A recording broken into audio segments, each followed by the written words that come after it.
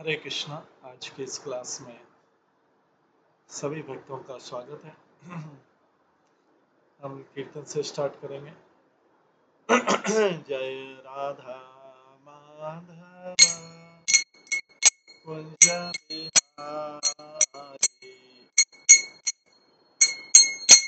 जय गोपी जन वल्लभ गिरिवरधारी,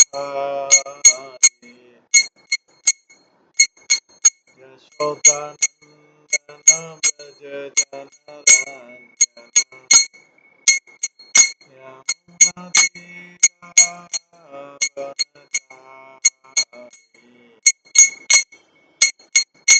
जय राधमाधव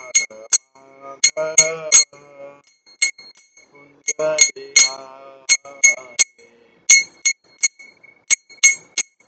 हरे कृष्णा कृष्णा कृष्णा हरे हरे, हरे राम राम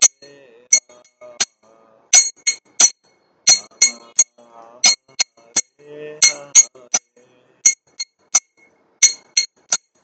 हरे कृष्णा कृष्णा कृष्णा हरे हरे, हरे राम राम राम हरे हरे,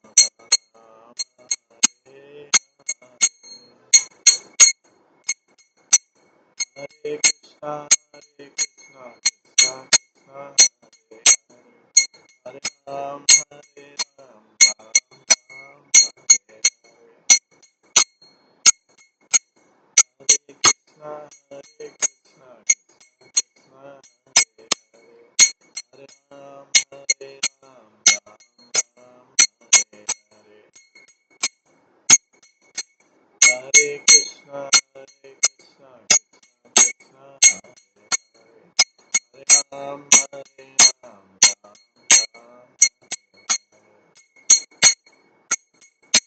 जय राधा गोविंद राधा गोविंद राधे, जय राधा माधव राधा माधव राधे, जय गौरनिताय जय गौरनिताय, गौरनिताय जय गौरनिताय, जय जय प्रभुपाद प्रभुपाद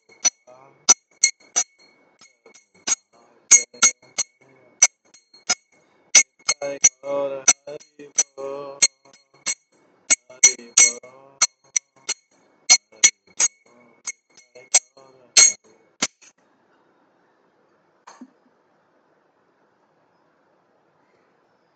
हरे कृष्णा। आज की इस क्लास में सभी भक्तों का स्वागत है। कल हम श्रवण कर रहे थे श्री भक्ति सिद्धांत सरस्वती श्री भक्ति वेदांत स्वामी प्रभुपाद के प्रभुपाद लीलामृत से। इसमें हमने श्रवण किया था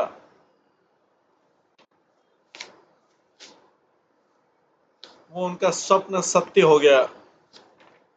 जिस स्वप्न के कई वर्षों से मेहनत करे थे, तो ये 11वें अध्याय में तक वो उनका स्वप्न सत्य हो गया। कौन सा स्वप्न है? अमेरिका जाने का जो स्वप्न था और जो भागवतम का प्रकाशन का स्वप्न था वो पूरा हो गया। इसमें हमने सुन रहे थे कि भक्ति वेदांत स्वामी ने पहला वॉल्यूम प्रिंट कर लिया और दूसरे वॉल्यूम के लिए, दूसरे भाग के लिए वो धन इकट्ठा कर रहे थे।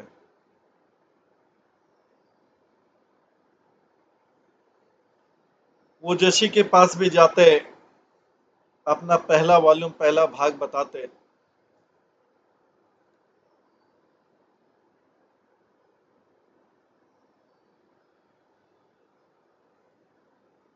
और दूसरे भाग के लिए धन मांगते थे।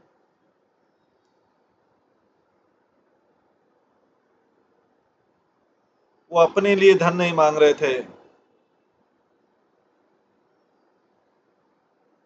वो इस महत्वपूर्ण साहित्य के लिए मांग रहे थे। हालांकि पहले वॉल्यूम के लिए, पहले भाग के लिए उन्होंने डोनेशन रिसीव किया 4,000 रुपये करीब मिस्टर पोद्दार से, हनुमान प्रसाद पोद्दार से। एक और एग्जीक्यूटिव जो एलएनएच शुगर फैक्ट्री में था, उसका ऑफिसर, उसने उनको 5,000 डोनेशन दिया दूसरे भाग के लिए। भक्ति वेदांत स्वामी जो हित शरण शर्मा थे उनसे असंतुष्ट थे। हालांकि वो उस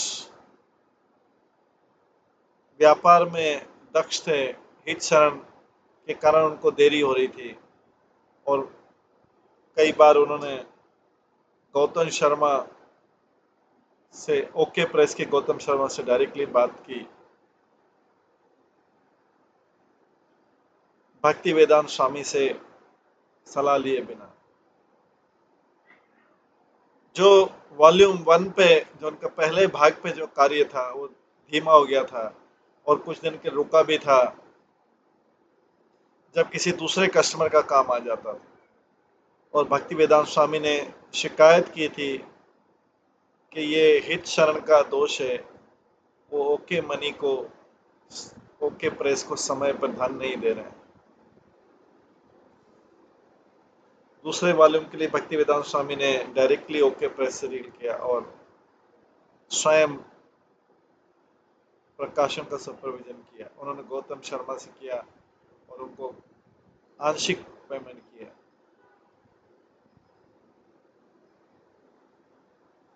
अभी ज्यादातर कॉपी वॉल्यूम 1 की वहीं पे पड़ी हुई थी उनके प्रिंटिंग फ्लोर पे। भक्ति वेदांत स्वामी ने ओके प्रेस को बोला कि दूसरे वॉल्यूम पे काम कर दो। गौतम शर्मा ने काम स्वीकार कर दिया। ये 1964 का समय था जब दूसरा वॉल्यूम भी प्रेस में चला गया, जैसा वॉल्यूम बन गया था। पर इस समय भक्ति वेदांत स्वामी ज्यादा एक्टिवली उपस्थित थे, ज्यादा सक्रिय थे दूसरे वॉल्यूम के लिए, और देरी करने के लिए उन्होंने डायरेक्टली पेचर परचेस कर लिया। सिद्धोमल और सन्स का पेपर मर्चेंट से डायरेक्टली पेपर लिया, जो वहीं पे बीच में ही था, सेंटर में, दिल्ली में। वो लेते और ऑर्डर, अपना ऑर्डर कर देते पेपर का, और फिर स्वयं उसको ट्रांसपोर्ट कराते ओके प्रेस। बड़ा ऑर्डर था, वो उसको गाड़ी से, ठेला गाड़ी से ले जाते थे। छोटे ऑर्डर को रिक्शा से ले जाते थे या फिर किसी के सिर पे उठवा के ले जाते थे। दूसरे वॉल्यूम के मुखपत्र में भक्ति वेदांत स्वामी ने ये अनुभव किया कि यहाँ पे रहना बहुत मुश्किल हो रहा है दिल्ली में। वृंदावन में रहते दिल्ली में काम करना मुश्किल हो रहा है।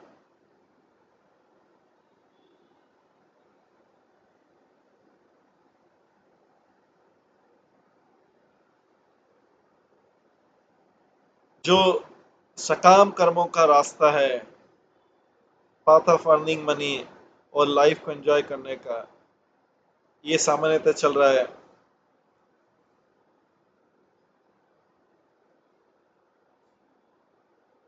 ये हमारा कार्य हो गया हमारे वैराग्य जीवन में भी।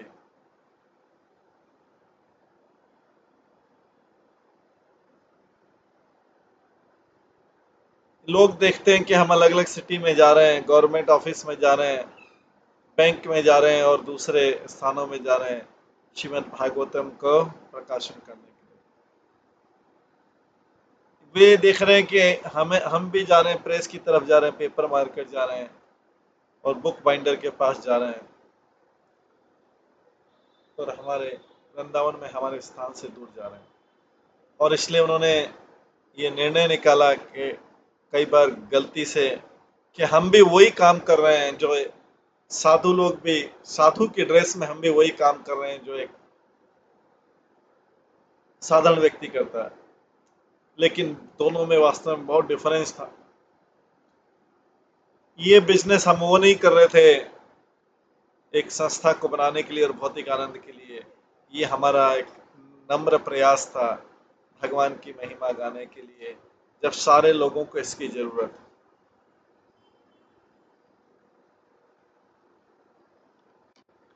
वो वर्णन करने लगे किस प्रकार से पहले के दिनों में, पर इवन 50 साल पहले भी सोसाइटी के जो अच्छे मेंबर थे,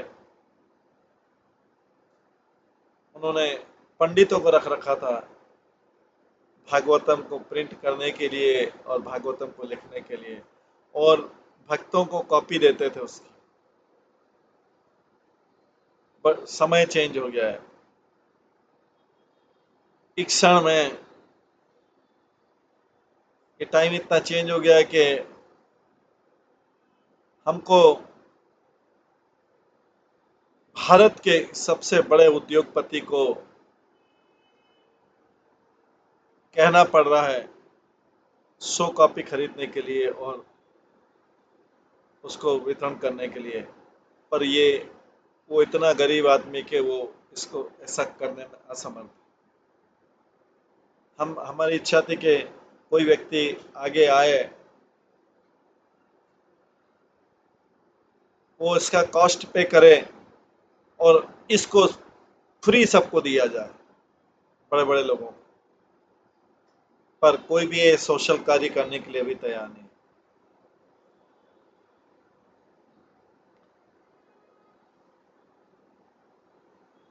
शिक्षा मंत्रालय और एजुकेशन विभाग के संचालक को धन्यवाद देने के बाद कि उन्होंने लाइब्रेरी में और संस्थाओं में भागवतम की कॉपी रखी। भक्तिवेदांत स्वामी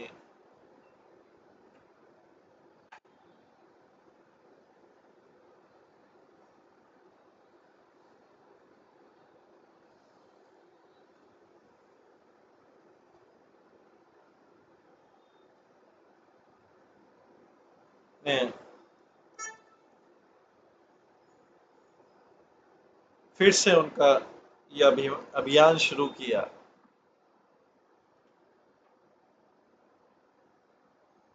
पब्लिक में जाने से पहले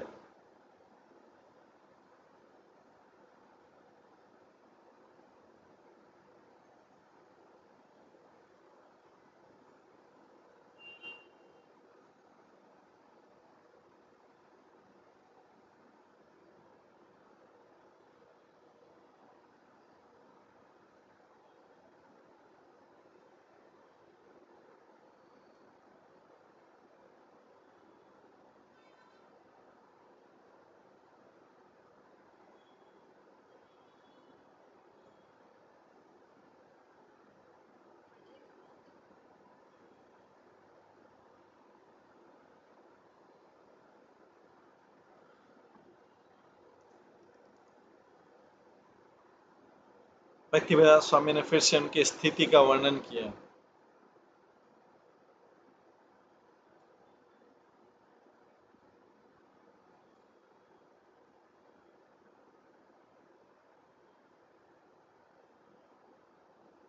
समस्या थी कि हमें कुछ धन की आवश्यकता है इस काम को पूरा करने के लिए,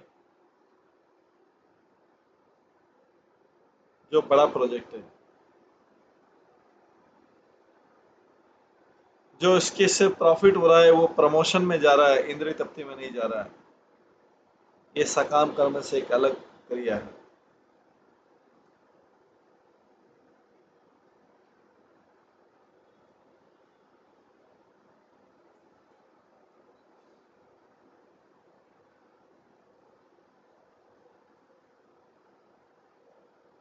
और इन सब के लिए हमें को सबके पास जाना पड़ेगा, बिजनेसमैन जैसे सबके पास जाता है। इसमें कोई हानि नहीं, कोई व्यक्ति बन जाए अगर भगवान के लिए किया जा रहा है। और जैसे भगवान के लिए हिंसक योद्धा बनाया अर्जुन जैसा या हनुमान जी जैसा, अगर ये सारी क्रियाएं भगवान की संतुष्टि के लिए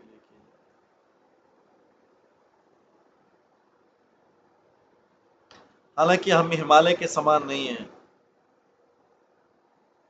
हम बिजनेस व्यापार की बात करते हैं।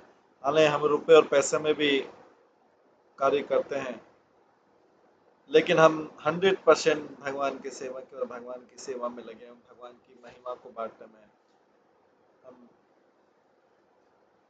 माया के प्रभाव से बाहर निकल जाएंगे और भगवान के उस तेजोमय राज्य में पहुंच जाएंगे, उनकी फेस टू फेस सेवा करने के लिए पूरे आनंद में।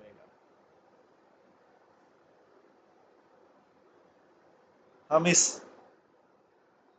हमें विश्वास है इस फैक्चुअल पोजीशन का, और हम अपने पाठकों को बता सकते हैं कि हम वही रिजल्ट अचीव करेंगे भगवान की महिमा सुनकर। सेकंड वॉल्यूम दूसरे भाग की कुछ कॉपी रिसीव करने के बाद जो दूसरे 400 पेज थे, ईंट के कलर की श्रीमद् भागवतम जो थी, ईंट के रंग का था, ब्रिक के, और उसके ऊपर डस्ट जैकेट भी था। वॉल्यूम 1 जैसे भक्ति वेदांत ने कई संस्थाओं में गए, विद्वानों के पास गए, राजनीति के पास गए थे और बुक सेलर के पास गए। एक book seller doctor Manohar Lal Jain ने उनको विशेष सफलता मिली उसको, उस वॉल्यूम को बेचने। मनोहर लाल जैन बोलते हैं, प्रभुपाद के बारे में बोलते हैं, वो मेरे पास बुक बेचने आया करते थे। वो ज़्यादातर आया करते थे और मेरे साथ बातचीत करते थे 1-2 घंटे। उनका और कोई काम नहीं था, केवल ये बुक जितना संभव हो सके हम उस चीज़ को डिस्कस करते। उनको कितनी कठिनाई हो रही थी और कई चीज़ें लिख करते थे, योग, वेदांत और जीवन के धार्मिक, अलग अलग धार्मिक तरीके। उनकी समस्या थी, वो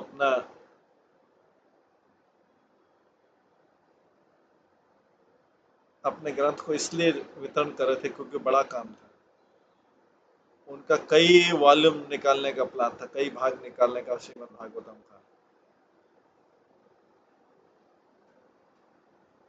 मैंने उससे कहा कि संभव नहीं है किसी भी एक बुक बेचने वाले के लिए या प्रकाशक के लिए इसको प्रकाशन करना, इतना मनी लगाने का। उनको थोड़ी निराशा हुई क्योंकि वो और वॉल्यूम नहीं ला पा रहे थे, पर मैं जो बेच रहा था वो अच्छा था।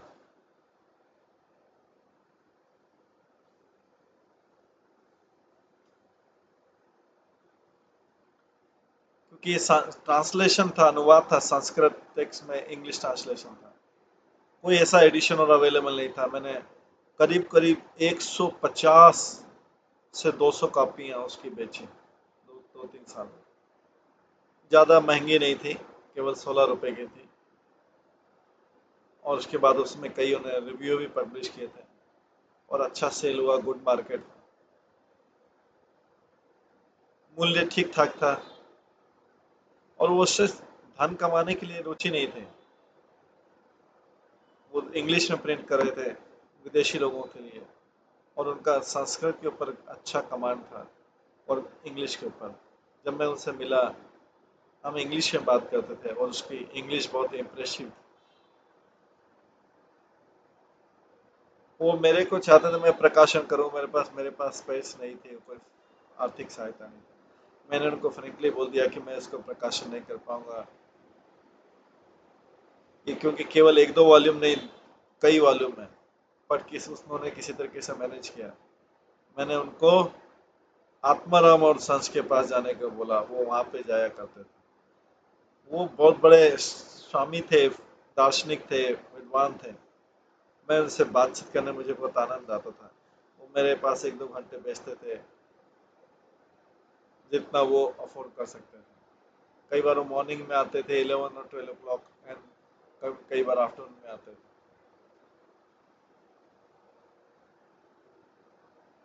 वो धन के लिए आते थे, मेरे से पूछते थे कितनी कॉपी आपने बेच दी, मैं उनको पे कर देता था। उस समय उनकी आर्थिक स्थिति बहुत अच्छी नहीं थी। ये वही चाहते थे कि उनकी जो पुस्तक है वो हर लाइब्रेरी में भेज दी जाए। और जहाँ पे भी लोगों की रुचि हो।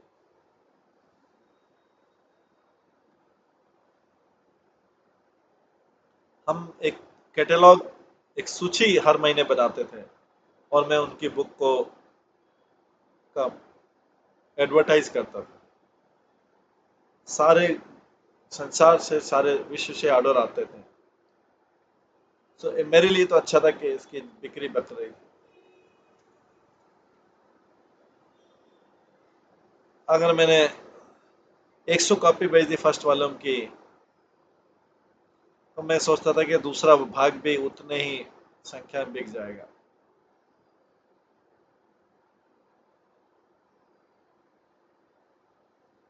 डेफिनेटली जो लोग पहला वॉल्यूम लेंगे वो दूसरा वॉल्यूम भी लेंगे।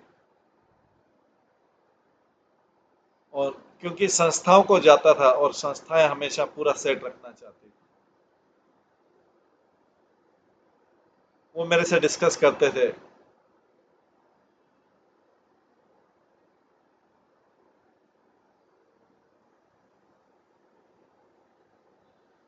किस प्रकार से और भाग लाए जाएं और जिससे श्रीमद् भागवतम कंप्लीट हो।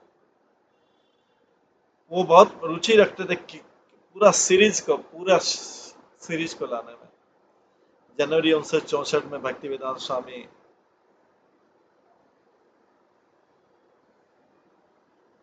को Indian vice president Zakir Hussain से मिलने का मौका मिला। हालांकि जाकिर हुसैन एक मुस्लिम थे। उन्होंने भक्ति वेदांत स्वामी के श्री भागवतम की प्रशंसा की।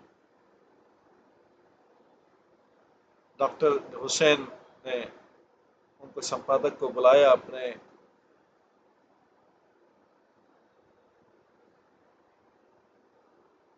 उपाध्यक्ष, भारत के उपाध्यक्ष वाइस प्रेसिडेंट थे पहले से, भक्ति वेदांत स्वामी, श्रीमद् भागवतम का इम्पोर्टेंस बोला।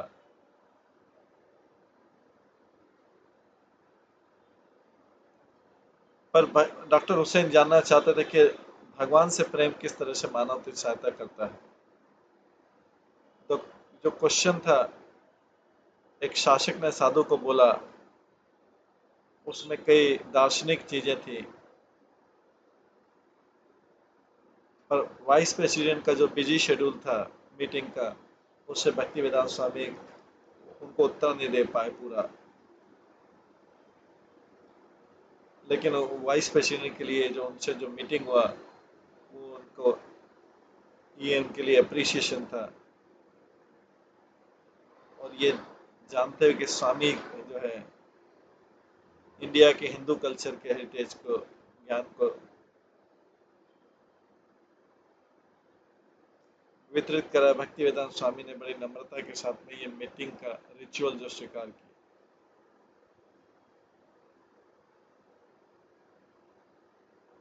बाद में उन्होंने डॉक्टर हुसैन को एक लंबा लेटर लिखा कि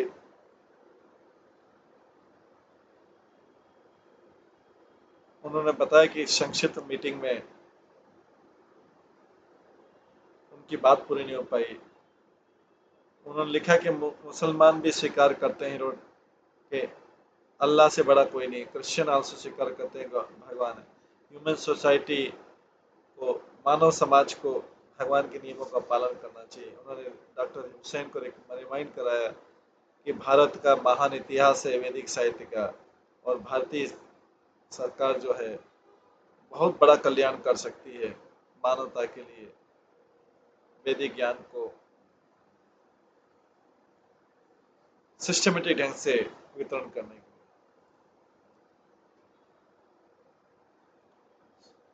श्रीमद् भागवतम भारत में प्रोड्यूस होती थी। ये ज्ञान भारत सारे विश्व को दे सकता है।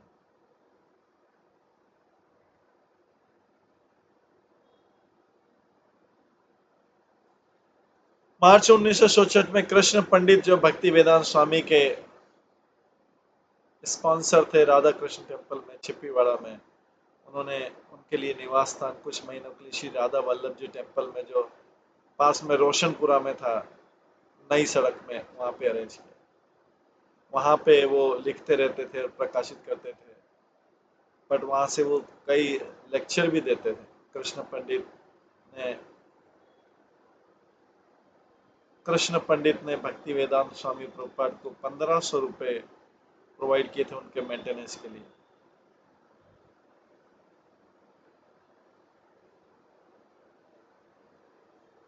भक्ति वेदांत स्वामी जब श्री राधा वल्लभ जी टेम्पल में आते थे तो वहाँ के मैनेजर ने सब नोटिस लगा दिया सब लोगों के, आप ज़्यादा से ज़्यादा आइए और इन साधु का फायदा लीजिए। भक्ति वेदांत स्वामी मॉर्निंग में और इवनिंग में टेम्पल में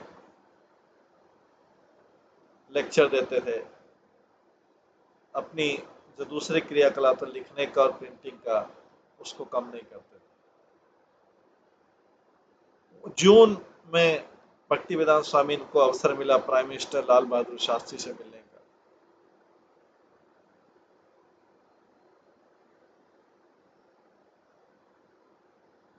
मीटिंग अरेंज हुआ था। दौलत राम खन्ना जो एक धनी ज्वेलर थे, जो छिप्पीवाड़ा टेम्पल के ट्रस्टी थे, उन्होंने अरेंज किया। और जो भक्ति वेदांत स्वामी से मिलते थे वो एक प्रधानमंत्री उस समय के लाल बहादुर शास्त्री के उन युवावस्था से उनके मित्र थे और एक ही योगा क्लब अटेंड करते थे। मिस्टर खन्ना ने भक्ति वेदांत स्वामी को फेवर करने के लिए अरेंज किया। उन्होंने अरेंज किया कि प्रधानमंत्री एक जेन्युइन साधु से मिले। मिस्टर खन्ना ने सोचा ये एक औपचारिक अवसर था पार्लियामेंट बिल्डिंग के गार्डन में, और प्राइम मिनिस्टर जो प्रधानमंत्री थे कई गेस्ट से मिल रहे थे। प्राइम मिनिस्टर शास्त्री सफेद कुर्ते पजामे में, कुर्ते धोती में थे और नेहरू टोपी पहन रखी थी और कई सहायक थे। उन्होंने उस एल्डरली साधु को रिसीव किया, उनका स्वागत किया। भक्ति वेदांत स्वामी बड़े स्कॉलरली विद्वान लग रहे थे अपने चश्मे में, आगे आए और अपना परिचय दिया उनका और उनकी पुस्तक श्रीमद् भागवतम। जब उन्होंने प्राइम मिनिस्टर को कॉपी वॉल्यूम दी, फोटोग्राफर ने पिक्चर लिया और प्राइम मिनिस्टर ने स्माइल करते ग्रंथ लिया। अगले दिन भक्ति वेदांत स्वामी ने प्राइम मिनिस्टर को लिखा और जल्दी से उनको रिप्लाई मिला। प्राइम मिनिस्टर उन्होंने लिखा, डियर स्वामी जी, आपके पत्र के लिए बहुत बहुत धन्यवाद। मैं आपका बहुत कृतज्ञ हूँ, मुझे श्रीमद् भागवत की कॉपी दी है। मैं जानता हूँ कि आप बहुत अच्छा काम कर रहे हैं। ये अच्छा आइडिया रहेगा कि गवर्नमेंट की सारी लाइब्रेरी इसको बुक को परचेज करती है।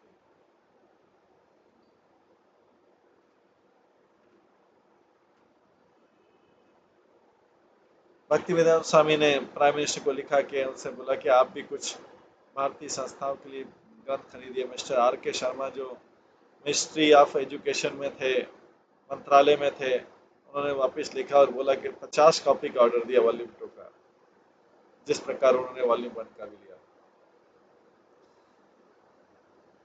अब तीसरे भाग के कंप्लीट करने के लिए भक्ति वेदांत स्वामी फिर से राधा दामोदर टेम्पल आ गए। ये तीसरा वॉल्यूम था। इसमें पहले के स्कंद के ही अंतिम चैप्टर थे, कली का प्रारंभ खंड। उसमें कई श्लोक थे जिसमें समाज का पतन के बारे में बताया गया था और किस प्रकार से राजा परीक्षित ने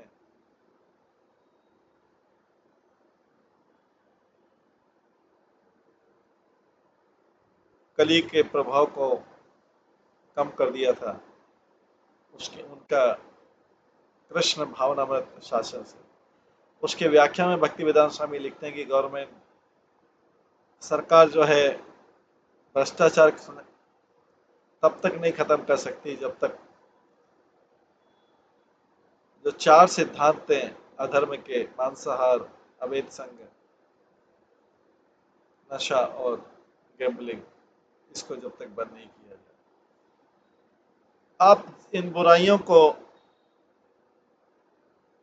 नियमों से, कानूनों से नहीं कर सकते हैं या पुलिस से नहीं कर सकते हैं, पर मन का जो रोग है और उसके लिए जो उचित मेडिसिन है उसी से खत्म कर सकते हैं।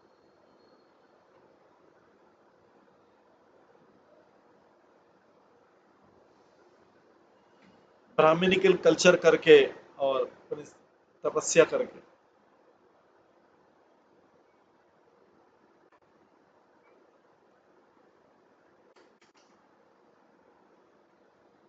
ब्राह्मणिकल कल्चर करके और तपस्या, शौच, दया और सत्यता करके।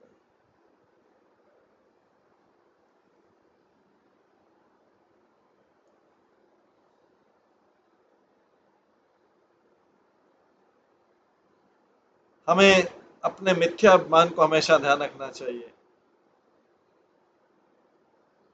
और स्त्री से बहुत ज्यादा आसक्ति या उनका संग या हमारी जो नशा करने की हैबिट है, सारे ये चीजें, इससे ह्यूमन सिविलाइजेशन का पतन हो जाएगा वास्तविक शांति से।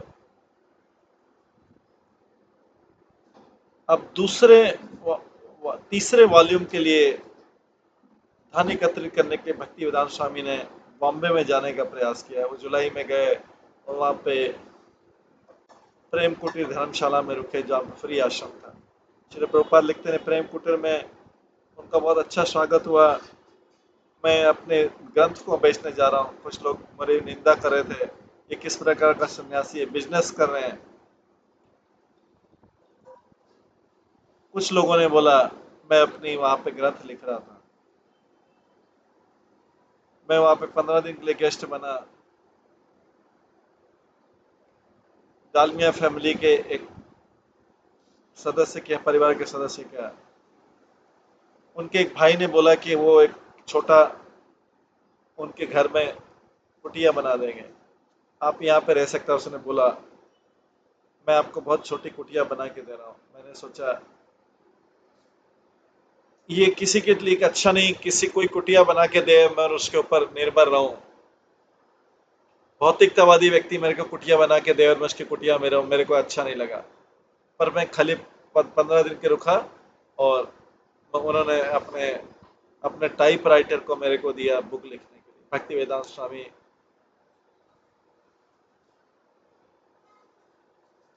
ने संस्था का पूरा दौरा किया और बॉम्बे के बुक सेलर के पास गए। उन्होंने वो एडवर्टाइज किया कि उनकी प्राइम मिनिस्टर शास्त्री से भी मुलाकात हुई थी। उन्होंने प्राइम मिनिस्टर का लेटर भी दिया जिसमें शिक्षा मंत्रालय ने उनको 50 का ऑर्डर दिया था। फिर भी उनको छोटे छोटे ऑर्डर ही मिल रहे थे।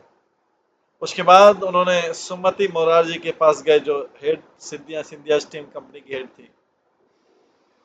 उन्होंने सुना अपने गुरु भाइयों से कि वो साधुओं को हेल्प करती है और उन्होंने बॉम्बे गोड़िया मठ को भी हेल्प किया था। प्रभुपाद कभी भी उनसे मिले नहीं थे, पर उनके एक ऑफिसर ने 1958 में प्रॉमिस किया था कि वो आधे आधे किराए में उनको अमेरिका, जहाज में आधे किराए में अमेरिका ले जा सकते हैं। अब उनसे सहायता मांग रहे थे श्रीमद् भागवतम की प्रिंटिंग के लिए सुमति महाराज जी से। पर उन्हें मीटिंग के सारे प्रयास उनके कुछ असफल हो गए, फ्रस्ट्रेट हो गए। मोरारजी मिसेस मोरारजी के ऑफिसर्स थे, उन्होंने उनके फ्रंट ऑफिस के सामने बैठ गए बिल्डिंग में और उन्होंने सोचा कि इधर से जाएगी तो उनका अटेंशन प्राप्त करेंगे।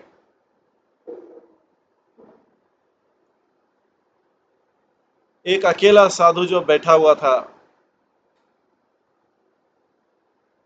चैंटिंग कर रहा था, 5 घंटे चैंटिंग कर रहा था कि वहां से सुमति महाराज जी निकलेगी तो उस साधु का ध्यान जाए, क्योंकि ऑफिसर लोग तो मिलने नहीं देंगे। उनके ऑफिस के बाहर बैठ गए वो, 5 घंटे चैंटिंग करते रहे।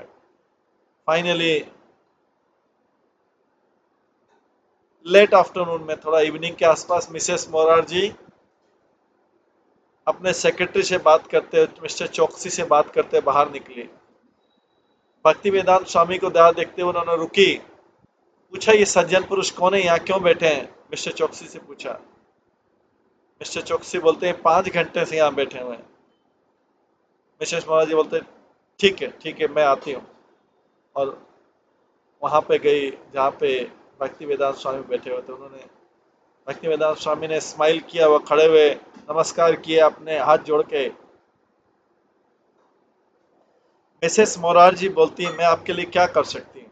भक्ति वेदांत स्वामी ने उनको ब्रीफली बताया कि उनको भागवतम का 3rd वॉल्यूम प्रिंट करना है, मैं आपकी सहायता चाहता हूँ। मिसेस मोरार जी ने बोला ठीक है, कल हम मिलते हैं, आज लेट हो रहे हैं, कल आप मेरे पास आइए, हम डिस्कस करते हैं। अगले दिन भक्ति वेदांत स्वामी ने मिसेस मोरार जी से मिले उनके ऑफिस में। उन्होंने एक टाइप्ड पांडुलिपि देखी और पब्लिश वॉल्यूम में देखे। बोले ऑल राइट, अगर आप इसको प्रिंट करना चाहते हैं मैं आपको सहायता दूंगी, जो भी सहायता चाहिए आप इसका प्रिंट करा लीजिए। मिसेस मोरार जी की गारंटी से भक्ति वेदांत स्वामी अब वृंदावन आने के लिए, रिटर्न होने के लिए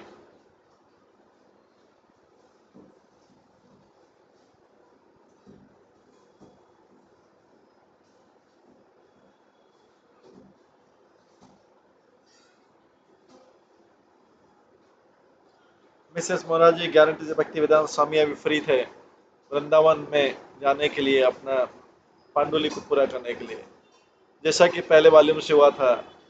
अभी उनका शेड्यूल बहुत टाइट था राइटिंग और पब्लिशिंग के लिए। 3rd वॉल्यूम से उनका तीसरे वॉल्यूम से उनका फर्स्ट कैंटो कंप्लीट होगा, पहला स्कंद कंप्लीट होगा। और अब उनके पास तो बहुत अच्छा साहित्य था, ये तैयार हो जाएगा तो वो अमेरिका पश्चिम देश में जाएंगे। वॉल्यूम 1 भी तैयार हो गया और 2 हो गया। उससे इंडिया में उनका स्वागत हो रहा था। उनको वाइस प्रेसिडेंट से मिल चुके थे, प्राइम मिनिस्टर से मिल चुके थे, और बड़े बड़े बिजनेसमैन से मिल चुके थे बॉम्बे के। और कुछ ही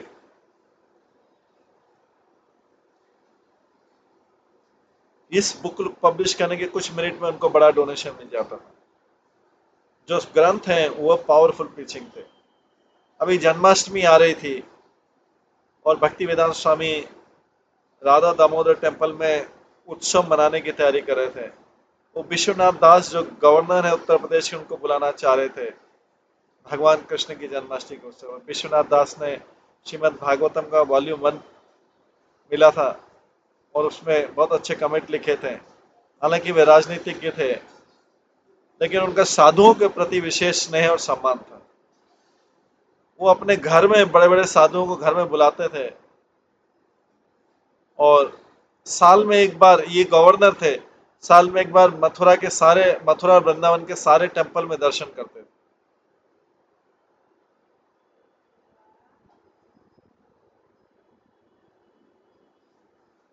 भक्ति वेदांत स्वामी ने वृंदावन के म्यूनिसिपल प्रेसिडेंट को बोला, मंगललाल शर्मा को, कि आप गवर्नर को, राज्यपाल को जन्माष्टमी, राधा दामोदर में जन्माष्टमी के अवसर पर इनवाइट कर दिए।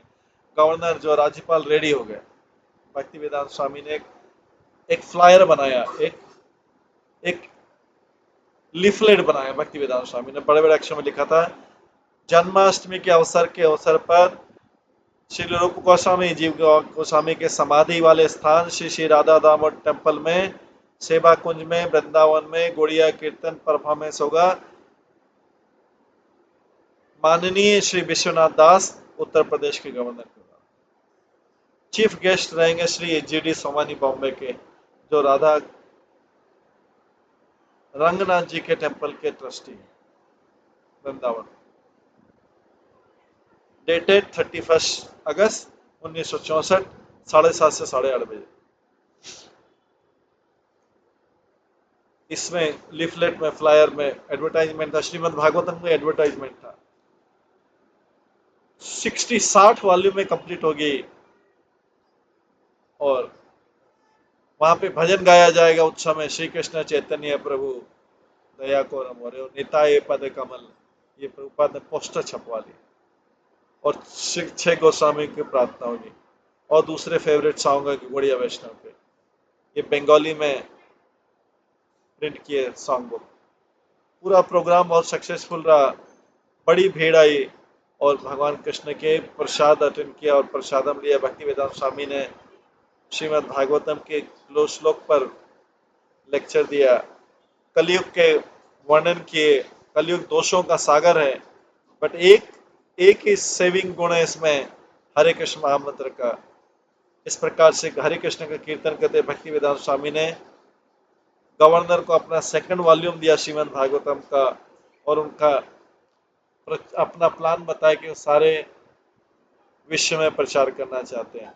जन्माष्टमी के दिन प्रभुपाद का अगले दिन 69th बर्थडे था, 69वां बर्थडे था। अगले दिन कुछ दिनों बाद विश्वनाथ दास ने महाराज स्वामी को रिक्वेस्ट किया कि उनके घर में आइए लखनऊ में। ये विशेष अवसर था, गवर्नर ने इनवाइट किया कई साधुओं को और एक कीर्तन प्रोग्राम किया। उन्होंने एक प्रोफेशनल म्यूजिक ग्रुप को भी इनवाइट किया जो इंडिया में टूर करता है, कीर्तन करते हैं।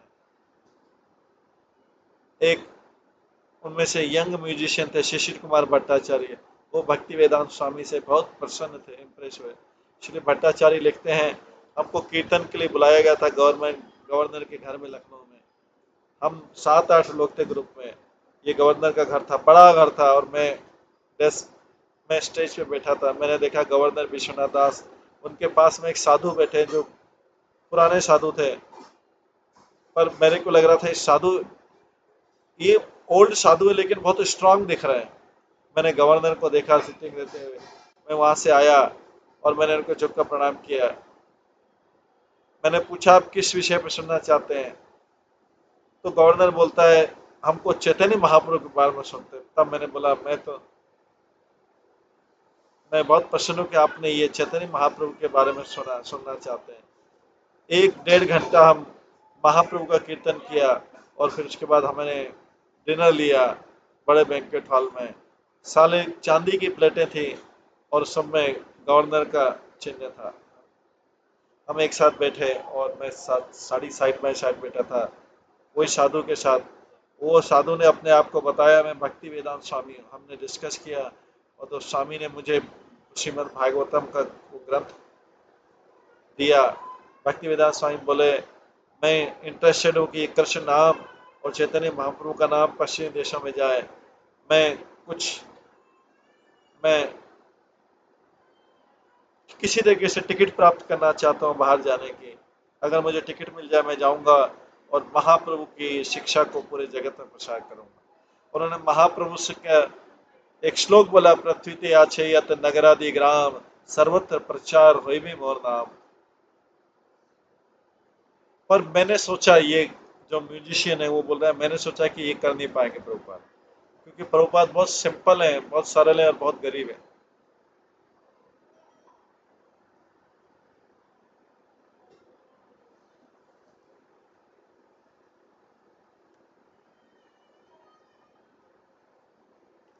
अभी कुछ पांडुलिपियां वॉल्यूम 3 के लिए कंप्लीट हो गई थी, और थोड़ा मनी भी आ गया था प्रिंट करने के लिए।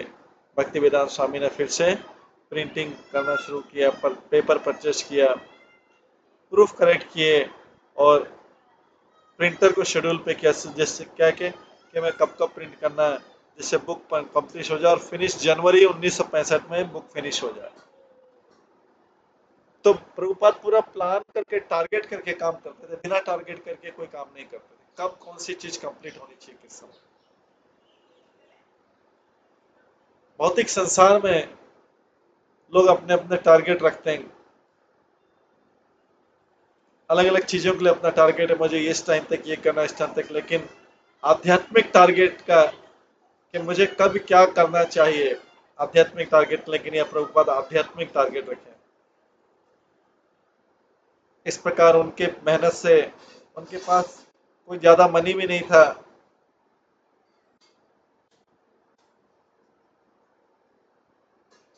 और किसी तरीके से प्रकाशित करके तीसरा वॉल्यूम जो है उन्होंने हार्ड बाउंड वॉल्यूम 2 साल से ज्यादा में पब्लिश किया।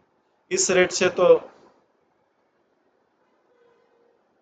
जब उनका विद्वानों की श्रेणी में उनका सम्मान बढ़ने लगा, थोड़े टाइम में वो रिकॉग्नाइज फिगर हो जाएंगे लोगों के देश में। पर उन्होंने तो पश्चिमी देश जाने का निश्चय किया था, और थर्ड वॉल्यूम में प्रिंट हो गया था। अब उनको लगता है कि फर्स्ट कैंटो हो गया, वो अब जाने के लिए प्रिपेयर्ड है। अभी 69 हो गए थे, उनका 69-70 साल हो गया था और जल्दी जाना पड़ेगा। ये 40 साल से ज्यादा हो गए भक्ति वेदांत स्वामी ने, जो पहले युवा ग्रस्त थे कलकत्ता में और अभी वेस्ट में, पश्चिम देश में कृष्ण भावनामत प्रचार करने जा रहे हैं। पहले शुरू में इम्पॉसिबल लग रहा था अभयचंद को, उस समय वो जब उन्होंने फैमिली रिस्पॉन्सिबिलिटी ली थी, वो बाधा अभी रिमूव हो गई। 10 साल से ज्यादा हो गए, अभी ट्रैवल करने के लिए फ्री है। पर अभी वो पेनीलेस थे, पैसा नहीं था और अभी वो चाह रहे थे प्रकाशित करना श्रीमद् भागवतम के कुछ वॉल्यूम अपने साथ में ले जाएं। अब उनको कुछ सॉलिड करना पड़ेगा। अब कृष्ण की कृपा से उनके 3 वॉल्यूम उनके हाथ में हो गए। श्रील प्रभुपाद बोले, मैंने प्लान किया कि अब मुझे अमेरिका जाना चाहिए। लोग लंदन जाते हैं, पर मैं लंदन नहीं जाना चाहता था, मैं तो केवल न्यूयॉर्क जाना चाह रहा था। मैं उसी के अनुसार प्लान कर रहा था, मैं इस तरीके से जाऊं, उस तरीके से जाऊं, टोक्यो से जाऊं, जापान से जाऊं, किस तरीके से चिपर है, ये मेरा प्रपोजल था। और मैं न्यूयॉर्क को हमेशा न्यूयॉर्क का टारगेट रखा था। कई बार मेरे मन में स्वप्न आता था कि मैं अभी न्यूयॉर्क आ गया हूँ। भक्ति वेदांत स्वामी मथुरा के एक बिजनेसमैन थे, मिस्टर अग्रवाल, उनसे मिले।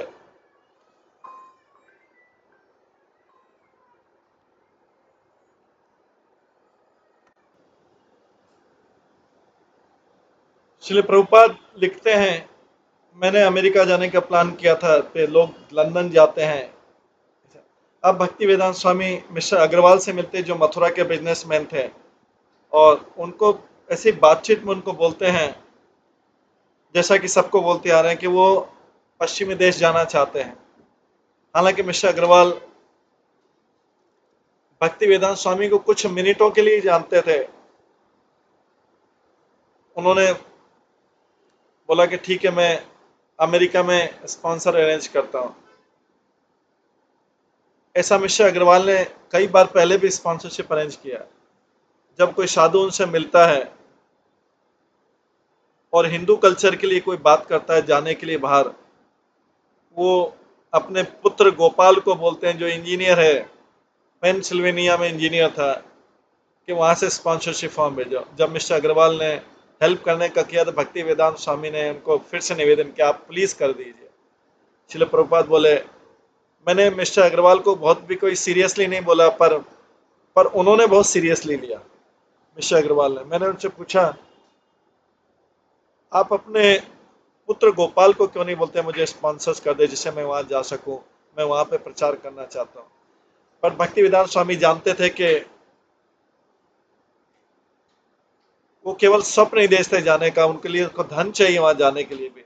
मार्च 1965 में उन्होंने बॉम्बे में दूसरा प्रयास किया बुक अपने ग्रंथ बेचने का। अगेन फिर से वो धर्मशाला में रुके, प्रेम कुटीर में रुके, बट इस बार कस्टमर कम मिले उनको बुक के लिए। वो परमानंद भगवती से मिले थे, लाइब्रेरियन था जय हिंद कॉलेज में। उन्होंने कुछ ग्रंथ परचेज किए, कॉलेज लाइब्रेरी की, और देन कुछ बुक की दुकान पे ले गया, जहाँ पर वो वहाँ पर वो बुक रख सकते थे। मिस्टर भगवती बोलते हैं, मैं उनको पॉपुलर बुक डिपो जो ग्रांट रोड पे है वहाँ पे ले गया, जिससे वो उनकी बुक और बिक सके। बट उन्होंने हमको बोला कि वो बुक को इतना स्टॉक नहीं रह सकते, क्योंकि उनके पास धार्मिक पुस्तकों की बिक्री नहीं ज़्यादा। फिर हम दूसरे पास में गए और वो ऑनर ने भी बोला कि हमको ऐसी बुक सेल नहीं कर सकते। देन इसके बाद हम साधु वेला गए, महालक्ष्मी टेम्पल के पास। वहाँ पे मैं हेड ऑफ टेम्पल से मिले, उन्होंने हमको वेलकम वेलकम किया। उनके पास लाइब्रेरी थी, अपनी थी, और वो धार्मिक पुस्तक रखते थे। उनके पास गए हेल्प करने के लिए कि वहाँ पे कुछ सेट रख लो। वो वेल्दी आश्रम था, धनी आश्रम था, लेकिन फिर भी उन्होंने बोला कि वो भी नहीं रख सकते। भक्ति वेदांत स्वामी फिर से दिल्ली आ गए, फिर से अपना बुक सेलिंग का करने लगे, और जो भी अवसर मिलता बुक बेचने के लिए वो करते। उनके आश्चर्य के लिए कि उनका आश्चर्य हुआ कि जब उनको भारतीय विदेश विभाग ने कांटेक्ट किया और उसको इन्फॉर्म किया कि उनका नो ऑब्जेक्शन सर्टिफिकेट रेडी है यूएस जाने के लिए। और अभी तक तो उन्हें कोई काम ही नहीं शुरू किया था बाहर जाने के लिए, लेकिन ये सर्टिफिकेट आ गया। भक्ति वेदांत स्वामी ने इंक्वायर किया मिनिस्ट्री से कि क्या हो गया, कैसे आ गया। तो उन्होंने देखा कि एक mister Gopal Agarwal butler peninsula से एक लेटर आया था उनके पास, मिनिस्ट्री के पास डायरेक्टली, और मिस्टर अग्रवाल ने डिक्लेयर किया कि वो सारे एक्सपेंडिचर भक्ति वेदांत स्वामी के यूएस में स्टे करने के सारे एक्सपेंडिचर लेंगे। श्रील प्रभुपाद बोलते हैं, इतना जल्दी उनका आश्चर्य हुआ। श्रील प्रभुपाद बोलते हैं, पिता और पुत्र के बीच जो पत्राचार हुआ मैं कुछ नहीं जानता था। मैंने केवल पूछा था कि तुम अपने पुत्र गोपाल को क्यों नहीं बोलते कि मुझे स्पॉन्सरशिप कर दे वहां। और अब आपने 3-4 महीने में तो उनके पास नो ऑब्जेक्शन सर्टिफिकेट आ गया भारतीय विदेश मंत्रालय से। उन्होंने ऑलरेडी स्पॉन्सर कर दिया मेरा अमेरिका रहने का 1 महीने के लिए, और ऑल ऑफ सडन अचानक मेरे पास पेपर भी आ गया। उनके पिता के निवेदन पर गोपाल अग्रवाल ने जो भी करना था सारा कर दिया अपने पिता के कहने पर। साधु के लिए, कई साधुओं के लिए कर चुके हैं, पर कोई भी अमेरिका नहीं गया था। ये एक फॉर्मेलिटी था उनके पिता को संतुष्ट करने के लिए। गोपाल हर बार स्पॉन्सरशिप का लेटर भेज देते हर साधु के लिए, लेकिन सब जादू जाते नहीं था। और गोपाल ने रिक्वेस्ट किया भारतीय दूतावास न्यूयॉर्क में जो है, और उनसे एक स्टेटमेंट मिला गोपाल के उनको सैलरी कितना है, मंथली सैलरी कितना है, और लेटर मिला बैंक से कि उनका बैलेंस कितना है 1965 में। और उनका फॉर्म भी नोटराइज हो गया, स्टैंप हो गया, अप्रूव हो गया, न्यूयॉर्क और दिल्ली चला गया। अब भक्ति वेदांत स्वामी के पास एक स्पॉन्सर मिल गया अमेरिका में, बट फिर भी उनको पासपोर्ट चाहिए था, वीजा चाहिए था, पी फॉर्म चाहिए था, ट्रैवल का किराया चाहिए था। पासपोर्ट का तो डिफिकल्ट नहीं था प्राप्त करना, कृष्ण पंडित ने उनकी सहायता की और जून 10 तक उनके पास पासपोर्ट आ गया। केयरफुली उन्होंने अपना एड्रेस लिखा, उनके तो एड्रेस इतनी बार चेंज होते रहते। एड्रेस लिखा राधा कृष्ण टेम्पल, छिप्पीवाड़ा, दिल्ली, और उनके पिताजी का नाम लिखा गौर मोहन डे। उन्होंने कृष्ण पंडित को बोला कि उनके बाहर जाने के लिए करे, पर कृष्ण पंडित ने उनके पास धन नहीं थे, और उनका विचार था कि हिंदू हिंदू प्रिंसिपल के अनुसार साधु बाहर नहीं जाना चाहिए, समुद्र लांघना नहीं चाहिए, और ये बहुत एक्सपेंसिव है। अब भक्ति वेदांत स्वामी के लिए आगे किराया अरेंज करना सब था।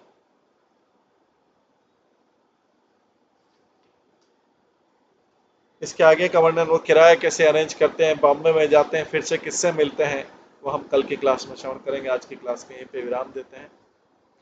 सभी भक्तों का बहुत बहुत धन्यवाद। सब भक्तों के लिए एक बार हरे कृष्ण महामंत्र का जप करते हैं। हरे कृष्णा कृष्णा कृष्णा हरे हरे, हरे राम राम राम हरे। श्री प्रभुपाद लीलामृत की जय, श्री प्रभुपाद की जय, सभी भक्तगणों की जय। हरे कृष्ण।